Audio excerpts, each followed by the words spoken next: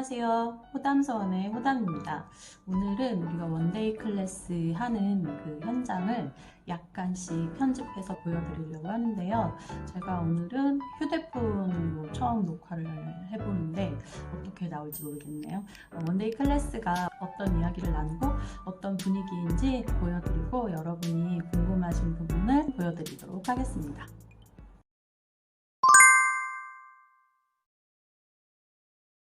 맞아요. 그 상징적 의미를 모르겠다는 게 맞지만 사실은 이런 동화들은 그거를 직관적으로 알게 돼 있긴 하거든요. 그래서 그냥 난 이렇게 봤다도 되게 중요한 정보예요.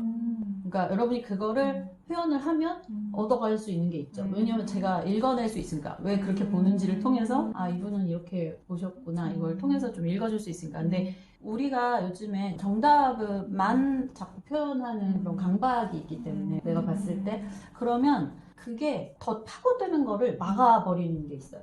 그거는 제가 블ог 하면서 되게 많이 봤어요. 그러니까 뭐 그게 뭔가 정당화된다 그래야 되나? 내가 이걸 더 이상 생각 진행하지 않는 거에 대한 내적인 합리화의 그 기준이 되는 거예요. 나는 이 상징을 몰라서 더는 생각 못했다. 근데 그러면 내가 알려고 하는 것에 대해서 포기하는 거잖아요. 그래서 어떻게든 생각해보는 게 좀 많은 정보를 주긴 해요. 자기에 대해서. 근데 우리가 공부라는 것을 지식을 쌓는 걸로 보면 그걸 안 해도 되는 거고, 왜냐면 오면 설명을 드릴 테니까. 근데 만약에 내 탐구력을 높이는 걸 공부라고 하면 난 어떻게 한번 생각해봤는데 양탄자가 이러니까 이거 아니겠냐 이런 식으로 해볼 수도 있다는 거죠. 그러면 그게 되게 재밌는 토론이 돼요. 그것도 하나의 힌트로 가져가면 좋을 것 같아요. 생각보다 그런 습관이 우리의 일상에 영향을 많이 끼쳐요.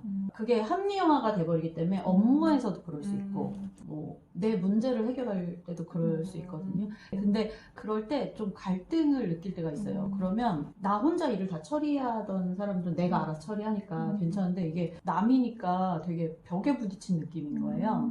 근데 그럴 때 좀 동화를 분석하는 태도로 저 사람은 왜 이런 방향으로 하는 거지?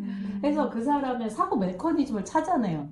그거 힘이 된 게 동화 분석할 때 그런 거였어요. 만약에 제가 책을 통해서만 이 동화를 해석하고 분석하고 이거 수업할 수 있는 식으로 접근했으면 현장에서의 처리 능력을 못 키웠을 거예요.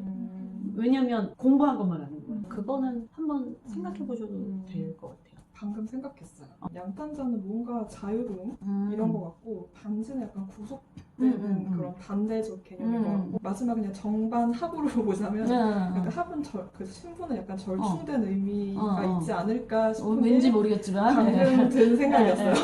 그래 맞아요. 네. 그래서 내가 네. 해보려고 하면 이게 생각보다 아주 근데 저는 이제 북클럽을 하면서 그걸 아예 자기가 놓아버린 사람을 되게 많이 봤거든요. 반드시 인생에 문제가 이런 그 태도가 있잖아요. 그러니까 동화에 해석 못한 건 아무 일이 없잖아요. 근데 그 태도는 자기에게 굉장히 안 좋은 결과를 가져오더라고요. 연습하면 좋죠.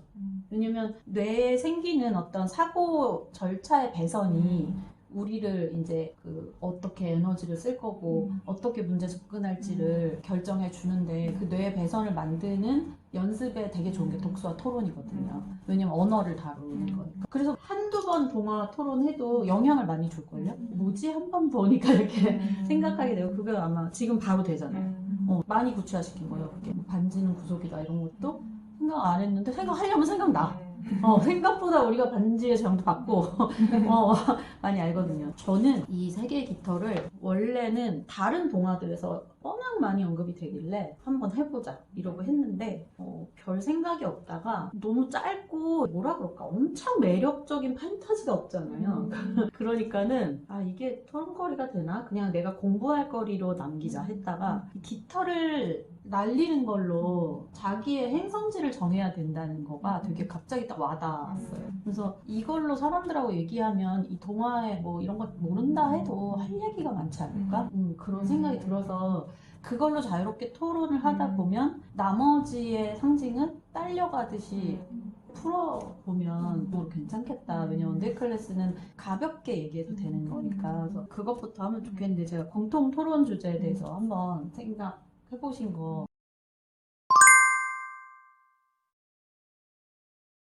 근데 여기서 깃털이 뭐예요, 그러면? 본인이 갔잖아요. 그게 왜 부당한 깃털이지?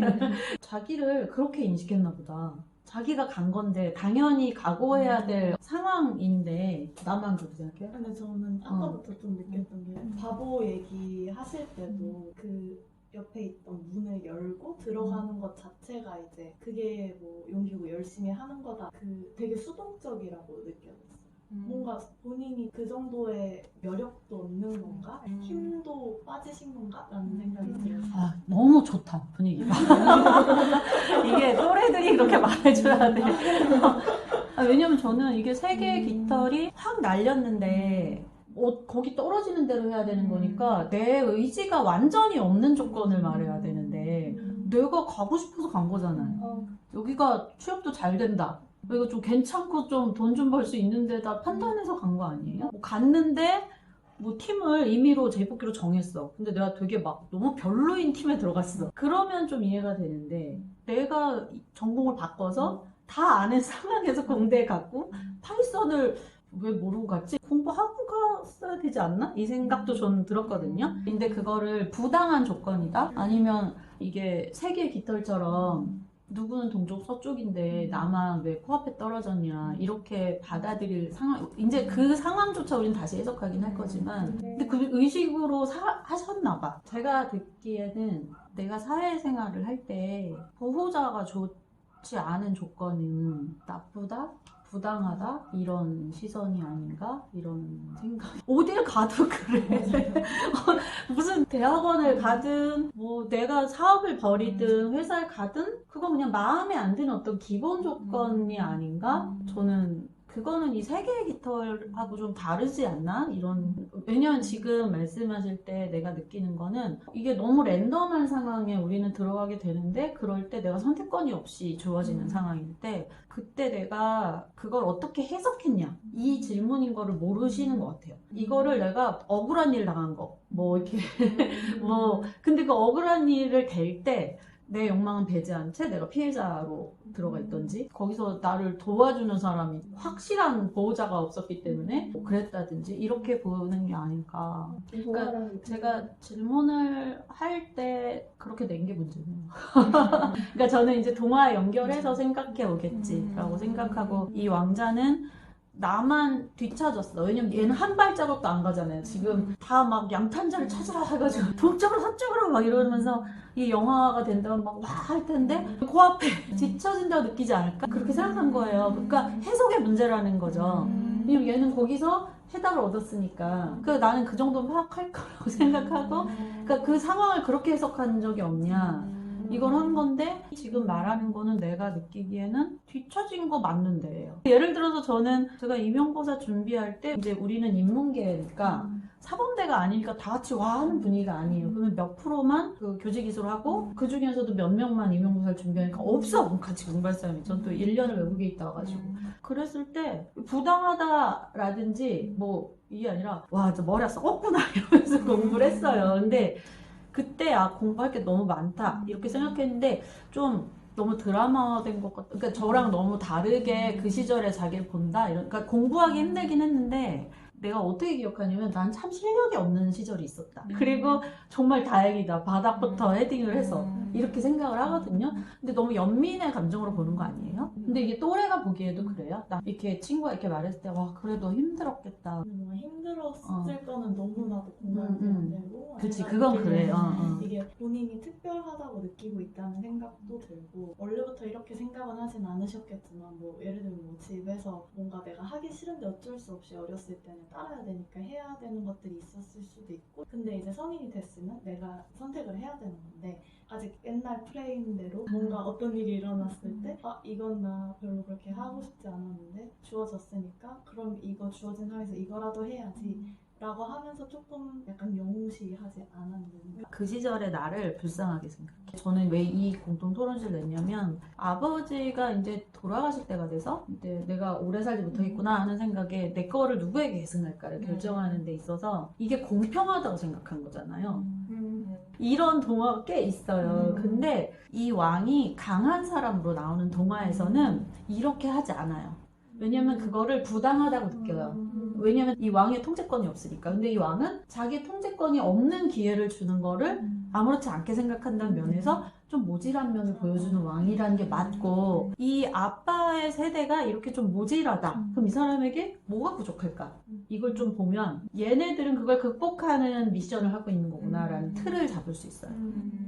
저는 일단 그냥 깃털을 날리는데 그렇게 된다 이거에서 나도 진짜 선택권이 없는데 거기서 열심히 해야 되는 그런 인생이라는 생각을 되게 많이 평소에 하기 때문에, 그래서 이 세계 깃털로 얘기해보면 좋겠다고 생각한 거예요. 사람들은 자기가 지금 있는 자리에서 이렇게 열심히 하는 것에 있어서 내가 정말 굉장히 강력한 선택권을 가지고 나를 여기까지 끌고 오고 있다고 생각하는지, 아니면 난 좀 주어진 거에서 어쨌든 거기서 방법을 찾으려고 했던 사람인지, 그거에 따라서 되게 막내 형이냐 아니면 형들 같은 거냐라고 생각할 것 같은 거예요. 근데 저는 예를 들면은 선생님이나 뭐 누군가를 가르치는 거 이런 쪽으로 한 거는 어릴 때부터 좀 그런 말 많이 듣는 거예요. 근데 나중에 그 재능이 있기도 했지만 이게 내가 그거를 주입받아서 그렇게 한 건지 내가 정말 좋아했던 건지 좀 헷갈리는 게 있어요.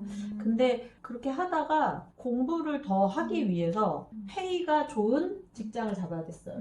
왜냐면 페이가 좋아야 나머지 날 공부할 수 있으니까. 얼마나 바보 같았냐면 지리를 잘 몰라. 지역을 춘천에서 살았으니까. 근데 언니가 부천에 있었는데 그 부천, 뭐 인천, 경기, 서울이 나에겐 그냥 서울인 거예요. 그래서 어디가 페이가 엄청 높은 데인데 거기서 요구하는 조건의 수업을 할 수 있는 사람이 많지 않았던 거예요. 그러니까 문제집 없이 가르쳐야 된다 뭐 이런 거. 근데 저는 원래 스타일이 그랬기 때문에 지원해도 바로 됐어요. 그래갖고 잠실에서 일을 하게 된 거예요. 근데 지금 생각하면 그게 내 선택이기도 하지만 무지한 상태잖아요.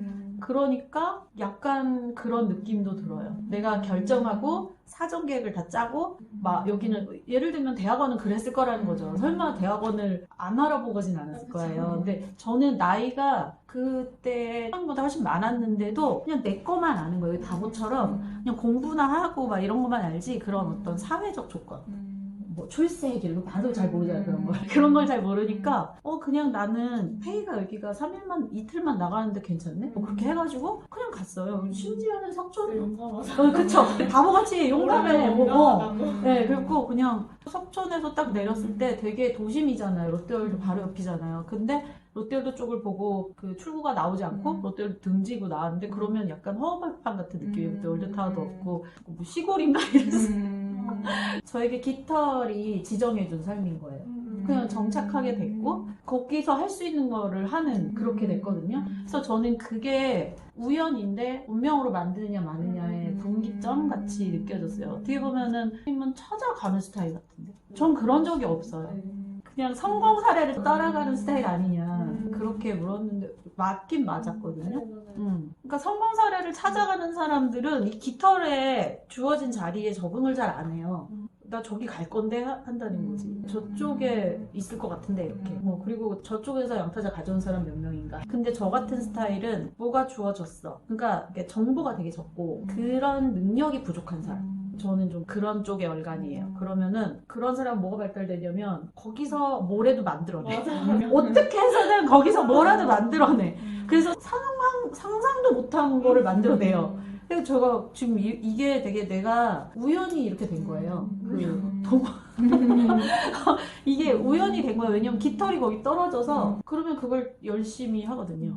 그래가지고 좀 그런 느낌으로 말했어요. 근데 그때 생각해보면 내가 약하다고 느껴지긴 하죠. 왜냐면 팔다리가 잘린 것 같았어. 집을 떠나와 있고 아는 사람이 한 명도 없고 생각도 못하고 독립을 한 거예요. 요즘에 누가 그렇게 해요. 제가 29, 30 그때 독립했는데 요즘은 다 똑똑해서 다 알아보고 막 이러잖아요.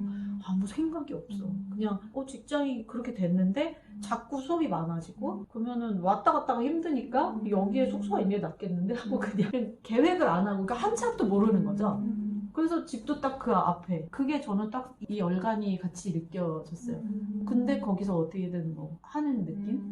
다 지나고 보면 운명이 되는 거 있잖아요. 근데 그때 무력하게 느껴진 건 맞아요. 처음에 다이소가 어디 있는지 모르겠어요. 그게 너무 황당했어요. 왜냐면 춘천은 지금 신도시 같이 그렇게 된데 내가 왔을 때만 해도 그냥 약간 옛날 춘천 좀 그만큼이어서 서울은 그거를 뻥튀기한 느낌인 거예요. 춘천 예를 들면은 스타벅스 거기 지금은 더 많아졌겠지만 스타벅스 하나 거기 가면 되고 뭐 다이소 어디 가면 있고 이런 느낌인데 여기는 너무 넓으니까 모르겠는 거예요. 그래갖고 그 수업하는 애들한테 다이소가 어디 있는지 알아봐줘. 그때가 내가 나 지금 아무것도 모르는구나. 서울에 차려져 있는 사람 중에 굉장히 많은 퍼센트가 나 같은 사람이구나. 토박이만 살지 않구나 이런 걸 느꼈거든요. 그래서 그때가 좀 떠오르더라고요. 저는 공동 질문에서 좀 어떤 느낌인지 알겠죠? 여러분은 또 어땠어요? 선생님 완전 비슷해요. 제가 취업시장으로 떠밀릴 때. 그래. 근데 사실은 생각을 해보면 선택지가 많지만 선택지가 많지 않으니까 어떻게든 해야 되는 상황이 있잖아요. 그 선택을 해서 거기서 어떻게든 의미를 만들고 어떻게든 내 존재감을 증명을 해야겠다. 여기서 어떻게든 성과를 내야겠다. 라는 걸로 그렇게 좀 즐기면서 그래도 하려고 했던 것 같아요.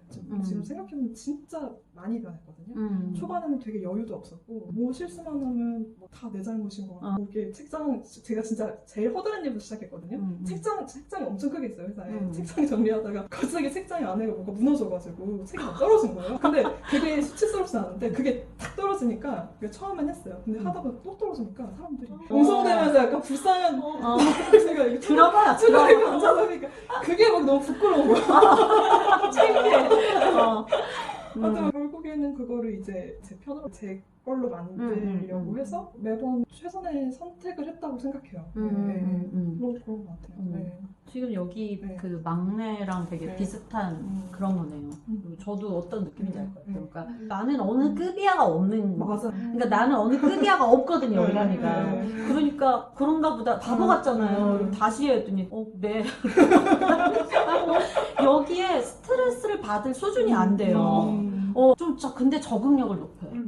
그게 저도 학원 일을 하고 이렇게 시작했을 때 일에 대한 열정이 더 발달돼 있으니까 지금 페이가 얼마지를 따지지를 않고 일의 완성도를 되게 따지는 그러니까 그러면 좀 장인이 되긴 해요. 내가 뭐 엄청 높이고 이런 쪽보다는 장인이 되긴 해요. 그러니까 그렇게까지 안 했으면은 일이 이렇게 확장되진 않았을 거예요. 그러니까 범위가 많아졌잖아요, 지금의 저는. 근데 보통 학원 강사들이 그렇게 범위 많아지게 발전을 못해요. 대부분 하던 거 외에 나중에 대안이 없어지거든요. 근데 저도 그런 느낌이었던 거예요. 일단은 월급 받으니까 좋은데 뭐 그런다든지 원래 여기가 이런가 보다 이런 식으로 그 대신에 그 어떻게 보면은 연봉을 낮게 불렀으니까 되는 그것도 있는 거잖아요. 거기서 좀 자리 잡고 가장 오래 근속했던 학원에 들어갔을 때 그 전에 저보다 사실 내정자가 있었는데 그때도 선택권이 많진 않았어요. 내정자가 있었던 거예요, 사실은. 그 내정자는 좋은 조건이 이제 학벌이 좋았어요. 서울대에 나오고 이제 그 학원에서 이 홍보하기 좋아서 그런 걸 좀 선호하기도 해요. 네.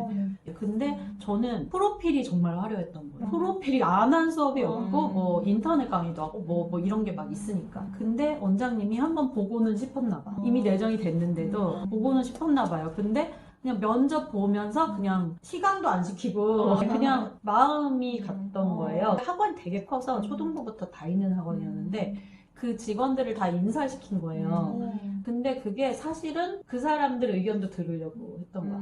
어떤 거 같냐 이렇게. 근데 그 직원이나 초등부 원장님이나 뭐 상담생도 몇 분 있고 이분들이 다 내가 더 좋다 그래가지고 그래서 제가 됐어요. 근데 그때도 거기가 국어가 아예 없는 학원이었는데 그 첫 해 그냥 아무 말 없이 내가 하기로 한 일보다 2배는 한 것 같아요. 예를 들면 이틀만 나가면 되는데 뭐 애가 복강이 필요해. 그럼 저는 한 명이라도 그냥 무조건 불러서 하고 막 이런 식으로 했으니까 하여튼 그러고 나서는 되게 많이 페이가 오르고 뭐 그런 거. 그러니까 그게 지금 이 바보의 특징이거든요. 바보는 계산을 한 다음에 최적의 조건을 찾아가는 게 아니라 아무 생각이 없는데 주어지면 그 다음에야 조금 머리를 쓰게 되는 그런 스타일인 거죠. 내가 지금 토론을 하다 보니까 느낀 게 내가 미약하고 별거가 없다고 느껴질 때에서 바보들은 생각이 없어. 나는 그게 그 비교되는지 몰랐어요. 지금 토론하다 보니까 여기에 지금 형님이 보여준 것과 너무 그 조건을 회상하고 그 조건에 들어가는 심리적 태도가 너무 다르구나. 생각이 없어. 지금 그럼 이거 하면 되는 거지? 그냥 이러고 그냥 내가 볼 거 되게 좋게 생각해. 와 여기는 컵라면이 빛이 돼 있네. 와 여기는 직원 복지가 괜찮네. 막 이런 게 되게 좋게 느껴지고 뭐 그런 거에 되게 빨리 적응하는 것 같아요. 뭐 좋은 면 봐서. 근데 아까 나는 그때 몰랐고 막 이런 느낌으로 이게 회상이 되잖아요. 그러니까 그게 다르구나. 그 질문에서 이미 그런 슬픈 정서를 끌어내는 거.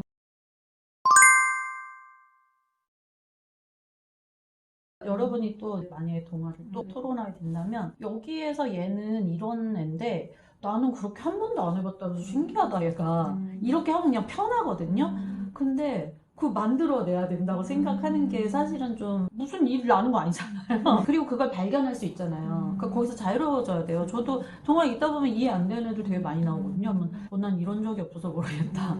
그러고 이렇게 딱 보면 되는데 그게 안 되니까 내가 왜 안 될까? 이거를 좀 하시는 게 낫지 않을까. 근데 이런 장점이 많이 있는 응, 맞아요. 근데 어느 정도 예상 가능한 범위에서 발생하는 일들이 지금까지 많았던 것 같기는 하니까 뭔가 저도 얘기하고 나가지고 잘못 왔다. 왜 얘기가 됐지? 뭐 이런 생각을 맞아, 하고 말하다 있는 때가 몰라. 되게 많이 있어가지고 지금은 세계의 깃털에서 지금 이제 우리가 얘기했던 이런 흐름들이 있잖아요. 아, 내가 내 인생을 살 때 생각보다 막 계획 딱 해가지고 그렇게 딱딱 가지 않고 좀 그 상황이 내가 급박하니까 돈 벌어야 되니까 아니면 몸이 약해서 어쩔 수 없이 뭐 이런 상황들이었을 때 거기서 어떻게든 뭘 만들어내야 되는 그 상황이었을 때 내가 그거를 어떻게 바라보고 있냐를 한번 이 오늘 클래스에서 정리해보면 좋을 것 같은 거예요.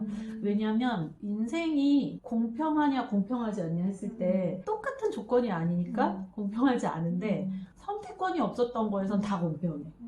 모든 사람은 랜덤하게 태어나잖아요. 이 이야기에서 이게 뭘 의미하는 걸까 제가 생각한 거는 일반적인 뭐 형들은 좀 일단 대충 한 다음에 뭐 이기려고 한다, 뭐 동생은 어떻다, 뭐 이런 건 다 정리했는데 아 이것만으로 좀 부족한데 이렇게 생각한 게 왕의 부족함에 대한 거였어요. 근데 이 동화라는 게 그 아까도 말했지만 여기에 이제 부모 세대가 있고 그 밑에 이렇게 있을 때 저는 몰랐는데 융 심리학의 이론 중에 4개의 기둥이라는 이론이 있더라고요. 이게 4개의 기둥에 비유할 수 있는 게 왕이 좀 부족한 어떤 모습이에요. 그리고 형들은 좀 똑똑한 버전이야. 그리고 바보가 있죠, 막내. 근데 왕이라는 존재가 지금 뭐가 부족할 것 같아요? 일단 지혜라는 게 없는 사람. 뭔가 이렇게 뭘 떠올리긴 하는데 그거를 잘 보완할 계책이 잘 안 나오잖아요. 근데 그림 형제 동화 민담 분석한 사람들이 이게 뭐 무의식 그리고 어떤 우리의 직관 이런 게 많이 연결돼 있잖아요. 그래서 용심리학이 많이 분석을 했어요. 그림 형제 동화를. 그래서 그걸로 치면 거기 그 용심리학에는 아니마와 아니모스라는 개념이 있잖아요. 그래서 여성성이 부족한 거. 여기 여자가 안 나오잖아요. 이거를 애들이 구해오잖아. 그러니까 이 가정에 이 남자가 가지고 있는 어떤 여기에 얘네가 이게 강조가 되는 동화도 있고 안 되는 동화도 있는데 상관없는 동화도 있어요. 그냥 아빠가 아들한테 뭐 그냥 그렇게 하면은 그냥 문제가 없는데 이 뒤에서 얘네가 구해오는 게 다 여성 상징과 맞아떨어져요. 그렇다는 거는 얘네가 사실은 아빠가 가지고 있는 균형 잡히지 않은 자아. 아빠가 가지고 있는 뭔가 이렇게 딱 저지르고 뭐 이렇게 하는 건 있지만 올바르게 이렇게 이거를 판단하거나 이런 면이 부족할 때 여기서는 남자 캐릭터로 나왔으니까 아니마로 이제 표현을 하는 이거를 뭐 다 여성성 이러기보단 불균형의 문제를 아들 세대가 해결을 해야 되는데 그 아들 세대가 이 불균형의 문제를 해결할 때 지금 이 왕궁에는 여성이 없는 왕궁이잖아요. 그러니까는 왕비도 딸도 없는 여기서 얘네가 구해내야 하는 거는 통합을 이루는 여성인 거예요. 그러니까는 이거를 할 수 있는 건 그럼 누구냐? 이제까지 이 사람이 써왔던 머리 좋은 거, 계략하는 거 이런 거는 안 돼. 누가 할 수 있냐면 너무나 순수하고 순진한 바보 같은 자만 그걸 할 수 있는 거죠. 왜냐면 이 왕은 그런 식으로 자기를 발달시킨 사람이 아니니까. 그래서 이런 통합을 이루거나 뭔가 모험을 해야 될 때는 막내들이 해요. 좀 부족하고 그러니까 좌충우돌 해야 되는. 왜냐면 없는 거를 발견한다는 거는 안 해본 게 움직여야 얻을 수 있잖아요. 근데 이게 되게 당연한 건데 우리가 생각 안 하고. 오늘의 소름. 근데 보면 안 해본 걸 하는 사람이, 그러니까 안 해본 걸 해봐야 우리가 발달한다는 걸 우리가 알면서도 정말 안 하고 싶지 않아요? 안 해본 건 안 해보고 싶어. 왜냐면 실패할 수 있으니까. 그래서 지금 바보가 나서는 건데, 이 바보 왕자는 바로 거기서 해결하잖아요. 그러니까 멀리 갈 필요가 없는 문제를 해결해야 되는 상황을 말하고 있는 거예요. 좀 이해가 되세요? 저는 원래 바보가 되게 좀 별로라고 생각했던 게 그것도 두꺼비한테 달라고 막 이러는 게 자기 능력 아니고 그냥 어떻게 보면 잘하는 사람 하나 맞아. 얻어가지고 그렇게 해달라고 하는 게 뭔가 진짜가 아니다라는 느낌이 저는 항상 그러거든요. 내가 해야 되는 게 아니면은 뭔가 거저든 것 같고 내가 해야 되는 이런 느낌인데 어떻게 보면 또 그렇게 바보 같아서 될 수 있었던 일들이 있다는 게 이제서야 뭔가 바보 인정을 해줄 만한 캐릭터구나. 그리고 불편함을 해소할 수 있는 게 뭐냐면 뚜껑문 같은 게 있었던 거잖아요. 원래 지하로 내려간다는 거는 무의식의 세계로 들어가는 거니까 자기를 발견하고 자기를 끌어올리는 걸 얘가 했다는 거예요. 그러니까 그 이유는 뭐냐면 얘는 한 번도 기회가 주어지지 않은 애야. 그냥 바보야. 이 궁중에서 바보예요. 형들이 다 했어. 얘 그냥 뭐 밥이나 먹고 뭐 이러던 애인데 처음으로 기회를 줬더니 얘가 한 거는 얘한테 주어진 운명, 그러니까 얘에게 주어진 공평하게 깃털을 날려 했을 때 많이 훈련받고 뭐 공부도 많이 시키고 한 형들은 저기 동쪽으로 서쪽으로 갔어요. 심지어 동서로 갔는데 같이 패키지로 나와요. 얘네 행보는. 근데 막내는 얘가 해야 될 거는 바보였잖아요. 그러면 자기의 개발, 자기의 발견, 자기의 정체성, 자아 이런 게 안 돼 있단 말이야. 그러니까 얘는 지금 우리의 바보를 움직여야 된다? 그러면 뭘 해야 되냐면 이 나의 바보스러움의 의미는 뭘까? 그러면서 들어가 봐야 된다는 거지. 그래서 얘는 뭐부터 했냐면 여행을 떠나기 전에 얘의 여행은 뭐냐면 내면으로의 여행이에요. 다른 왕자들의 여행은 저 멀리 가서 뭐 모험을 떠나고 그게 전형이죠. 이 형들은 정해진 틀이 있다. 뭐 이렇게 돼야 뭐 이기는 거지라든지 뭐 저 정도는 가야 뭐 과업을 완수하지 이런 정해진 틀이 있어. 그러니까 그래야만 받아들여요. 근데 이 바보는 없어. 상이 좋은 회사가 뭔지 뭐 연봉이 뭔지 이런 것도 몰라. 근데 여기서 내가 뭘 할 수 있지? 이걸 파고드는 거죠. 그래서 문을 이렇게 열고 들어갔는데 또 내려가잖아요. 그 진짜 무의식 깊은 곳까지 가서 만난 두꺼비인 거예요. 그러면 자기 내면의 힘을 발견하는 거라고 해석하면 돼요. 특히 지하실을 간다, 숲으로 들어간다, 이렇게 혼자서 이렇게 간다 그러면 좀 그 불편함이 해소될 수 있죠. 그게 왜 해소가 되지? 왜냐면 자기가 한 거라는 거죠. 두꺼비라는 어떤 그게 아니라 나의 내면이었던 네네네. 내 안에서 안 해봤던 거를 이게 기회가 주어졌으니까 근데 얘는 역량이 그렇게 크지 않아. 그래서 얘한테 주어진 기회는 그냥 집 앞에서 땅 파는 거예요. 근데 그걸 충실히 한 거죠.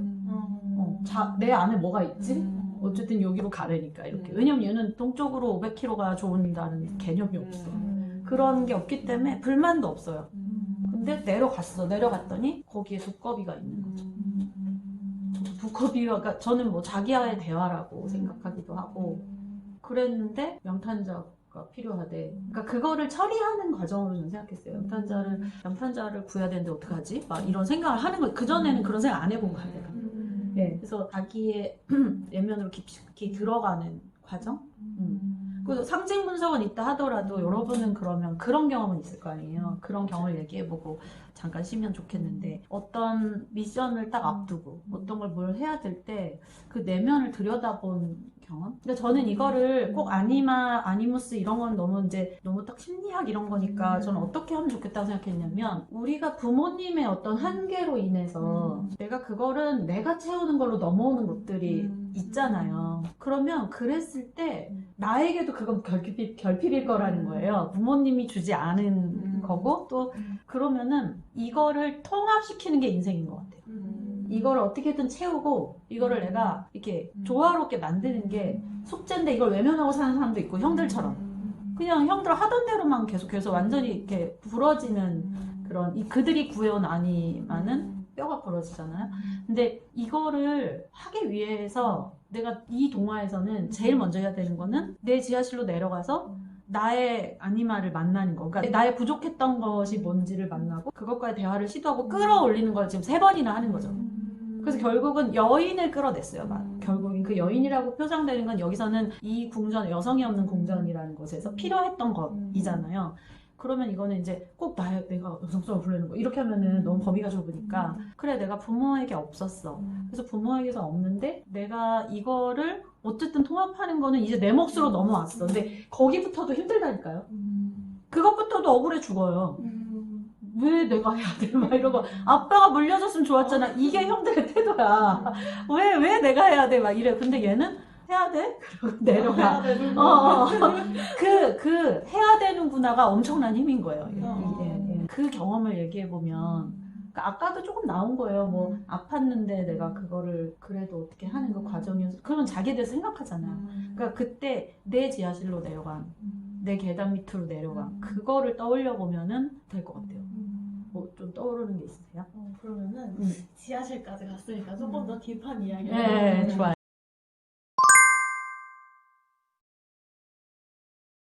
이런 가정 환경이 나한테 뭐 내가 예민하다는 성향으로 발현된 것도 있겠지만 그만큼 뭔가 집요하게 해서 뭔가를 성취하고 이런 식으로 또 반대의 면도 있을 거 아니에요. 그래서 강점을 더 키우자.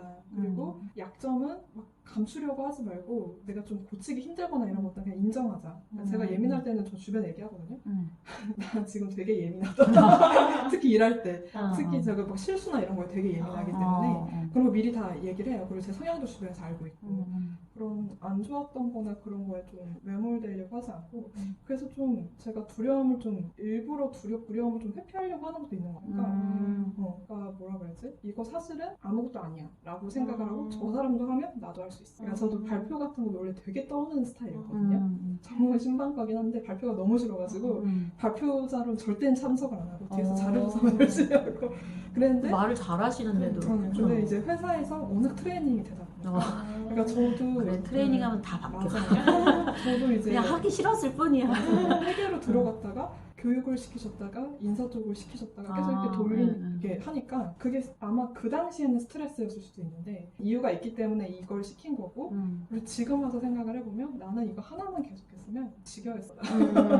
그리고 어쨌든 능력이 되니까 이렇게 시키는 걸 것이다. 욕먹을 정도로는 하지 말아야지. 일단 하는 거 열심히 해보자. 하다 보면 기존 전임자가 못했던 것도 더 제가 발전시켜 나갈 수 있단 말이에요. 그러니까 완벽하게 마음에 드는 건 아니지만 제가 지금 할 수 있는 수준에서 나는 최선을 다했다고 생각을 하거든요. 그리고 좀 재밌어 하려고 해요. 재밌어요, 실제로. 그러니까 더 뭔가 약간 선순환처럼 계속 막 이번에도 이렇게 했으니까 다른 것도 한번 해봐. 이게 계속 되는 것 같아요. 네. 그럼 그런 그 생각의 분기점이 생길 때 지하로 내려가서 두꺼비하고 얘기를 하는 거잖아요. 그러니까 내가 안 해본 그 대화를 하는 거죠, 나와. 그러니까 내가 별로 그렇게 접근해보지 않은. 그러니까 그게 내가 언제 나와 그런 거를 인정하고 좀 나 이런 거 필요해, 이거 해야 돼. 밖에서 얻을 수가 없어 라는 걸 인정했는가 그런 분기점으로 생각하면 더 쉬울 것 같아요. 아마 그런 게 있어서 부모님 생각 그만하자 이렇게 되지 맞아요. 않았을까. 그쵸?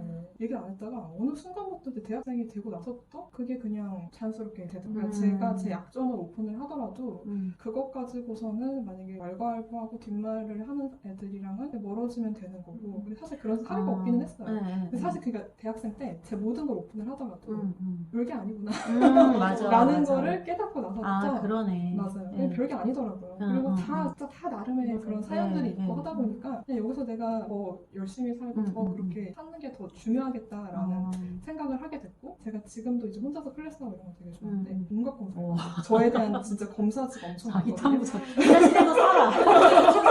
조금이랑 나랑 앉아서 하자.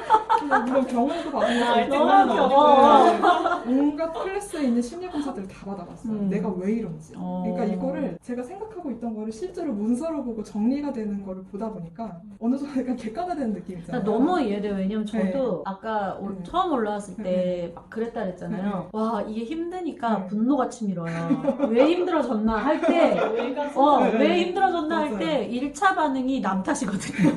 그러면 선봉에 서는 게 부모야. 와, 이게 아빠 때문이야. 그래서 자면서 화가 나. 막 떠올라. 이게 이렇게 돼서, 그리고 조금씩 머리가 크면, 그러니까 최초로 우리가 이성이 확 발달할 때가 비판하고 비난하는 메커니즘으로 발달시켜요. 그래가지고 막 아빠가 이래서 내가 이렇게 됐고 그때 그 선택이 잘못돼서 뭘 해주지도 않으면서 나한테 시켰고 막 그 화가 막 미친 듯이 나는데 그때 어마어마하게 책을 읽었어요. 그러니까 결국은 저는 지하실에 이제 두꺼비와의 대화에서 그런 지식의 그거를 그러니까 이게 내가 세상을 읽는 눈을 만들기 시작한 거죠.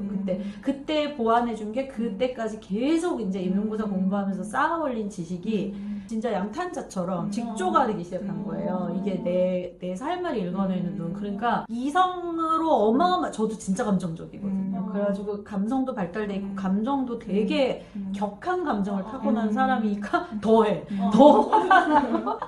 뭐가 그 자리에서 이 사람을 어떻게 공격할 수 있는지가 막 이렇게 막 분노가 막 그게 막 쏟아지거든요. 근데 그거를 그 자리에서 하면 안 되잖아요. 근데 그러면은 이 분노를 이 감정을 억제시킬 수 있는 게 감정을 만드는 그 전 단계를 어떻게 해야 되는데 그게 이성이잖아요. 어마어마하게 이성 트레이닝을 한 거죠. 책을 어마어마하게 읽고 그 자기 분석이라는 것을 뭐 심리학 책 읽고 막 이러면서 그러면서 그게 정말 어느 날 내가 언제 이렇게 감정이 이렇게 오래 안 갔지 언제부터?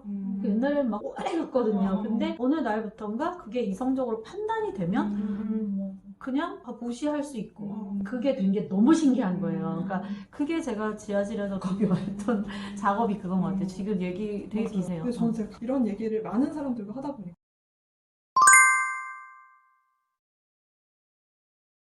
그러면 과거에 있었던 그런 게 막 이렇게 자꾸 올라와서 더 그런 게 있어요? 그냥 그런 실수를 제가 머리에 힘을 안 주면 언제 그게 튀어나올지 모르겠다는 생각이 드니까 그거를 되게 물으려고 의식을 많이 하고 있는 근데 그게 실수라고 볼 수가 있나? 그냥 그 사람이 봤을 때 그랬을 틀리고 맞고도 아니고 실수를 안 할 수가 없거든요. 실수를 했을 때 그 이후에 행동을 봐요. 그치, 행동을. 맞아. 그 태도가 맞아. 예를 들어서 나는 잘못 없고 모르세 난 배운 적이 없고 이러면 이제 괘씸해지기 시작하는 거고 그치. 근데 빠르게 인정하고 이거 그게 제 이렇게 바로 붙어야지. 하겠습니다. 앞으로 어떻게 해야 될지 막 이렇게 하는 거 보면 실수하는 것 자체는 그렇게 중요하잖아요. 왜냐면 저도 지금도 실수를 하는데요. 네. 근데 같은 실수를 하더라도 어떤 사람은 실수를 굉장히 크게 받아들이는 맞아, 사람, 맞아. 스스로의 실수. 그러면 그게 사실 별일 아닌데도 저 사람 큰 사고 친 것처럼 느껴질 때가 있거든요. 그리고 그게 커져. 맞아요. 아무 일 커져요. 아닌 게 커져. 네. 본인이 증폭을 시켰어. 맞아요. 근데 어느 정도 담대하게 그게 담대하게 받아들이지 않아요. 그러니까 이거 내가 실수했네. 앞으로 이렇게 하면 안 되겠다. 한 번 더 확인할게요. 뭐 이런 식으로 좀 이렇게 나중에 이제 연차가 쌓이면 이렇게 되긴 하겠지만 그 실수는 어떻게 하게 돼요. 계속 무조건 하게 돼요. 저도 하기 때문에 태도를 더 특히 신입 같은 경우에는 보게 되니까. 근데 지금 이런 얘기가 왜 나오냐면 지금 본인이 지하실에서 끌어올려야 되는 어떤 그 나의 균형을 맞추기 위해서 해야 되는 게 뭐냐를 말하다가 내가 회사에서 좀 이러다 보니까 의사소통할 때 필요한 정보를 이렇게 하는 것 같다가 간단히 정리될 수 있는데 말의 초점이 그럴 때의 불안 우리가 들었을 때 저걸 저렇게까지 생각하면 안 될 것 같은 데가 이제 들리게 처리된 게 많아 보여요. 또 저도 역시 느껴지는 건 이제 좀 전에 이런 거 덮고 이렇게 시작해야겠다라고 정리를 하셨지만 이걸 덮는 게 아니라 정말로 해결이 돼야 돼요. 하나하나 그건 할 수 있는 일이었어. 근데 내가 이거 너무 그때 감정으로 보고 있다 이런 식으로. 왜냐면 그땐 그럴 수 있어. 그땐 어리니까 너 큰일 났다 말고 막 수치스러워 이럴 수 있지만 지금은 이런저런 경험도 했으니까 나 그때 그냥 나 실력이 그렇게 돼서 어쩔 수 없어.